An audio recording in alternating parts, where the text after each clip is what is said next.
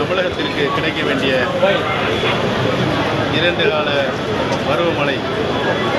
முழுவதுமாக பொய்த்துவிட்ட காரணத்தினால் ஏற்பட்ட வறட்சி நிலை, இந்த வறட்சி நிலையை கோரிக்கை மூலமாக மாண்புமிகு பாரத பிரதமரிடம் கொடுத்து உரிய நிவாரணத்தை மத்திய அரசு தர வேண்டும் என்று கேட்டுக்கொள்வதற்காகவும், தமிழகத்தினுடைய பாரம்பரிய உரிமையான ஜல்லிக்கட்டை நடத்துவதற்கு மத்திய அரசு தலையிட்டு உரிய சட்ட திருத்தம் கொண்டு வர வேண்டும் என்று மாண்புமிகு பாரத பிரதமர் அவர்களை வலியுறுத்தி கேட்டுக்கொள்வதற்காகவும், தமிழக மக்களுடைய உணர்வுகளை, உணர்ச்சிகளை, ஒட்டுமொத்த உணர்வுகளை மாண்புமிகு பாரத பிரதமரிடம் எடுத்துக் கூறுவதற்காகவும் டெல்லி சென்று அவரை சந்திப்பதற்கு நேரம் கேட்டு மாண்புமிகு பாரத பிரதமர் உடனடியாக சந்திப்பதற்கு நேரம் ஒதுக்கி தந்திருக்கிறார். நாளை காலை 10 மணிக்கு சந்தித்து உரிய முறையில் நம்முடைய உணர்வுபூர்வமான கோரிக்கைகளை அவருடைய கவனத்திற்கு கொண்டு வருகிறோம். தமிழகம் முழுவதும் ஜல்லிக்கட்டுக்காக போராட்டம் நடத்திட்டு இருக்காங்க. அவருக்கான உங்களுடைய கோரிக்கை அவருடைய நியாயமான கோரிக்கையிலே போராட்டக்காரர்கள் எனக்கு சற்று நேரம் முன்னால் என்னை சந்தித்து அவருடன் உரையாடி நான் சொன்ன விளக்கத்தை அவர்கள் முழுமையாக கேட்டு திருப்தி அடைந்திருக்கிறார்கள் என்பதை தெரிவித்துள்ளேன்.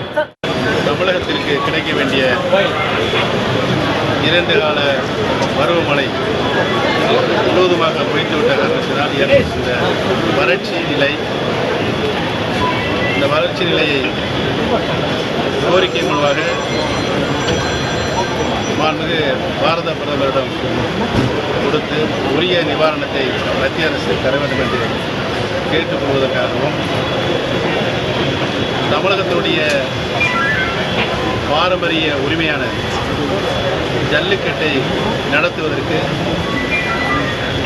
மத்திய அரசு தலையிட்டு உரிய சட்ட திருத்தம் கொண்டு வர வேண்டும் என்று மாண்புமிகு பாரத பிரதமர் அவர்களை வலியுறுத்தி கேட்டுக்கொள்வதற்காகவும், தமிழக மக்களுடைய உணர்வுகளை, உணர்ச்சிகளை, ஒட்டுமொத்த உணர்வுகளை மாண்புமிகு பாரத பிரதமரிடம் எடுத்துக் கூறுவதற்காகவும் டெல்லி சென்று அவரை சந்திப்பதற்கு நேரம் கேட்டு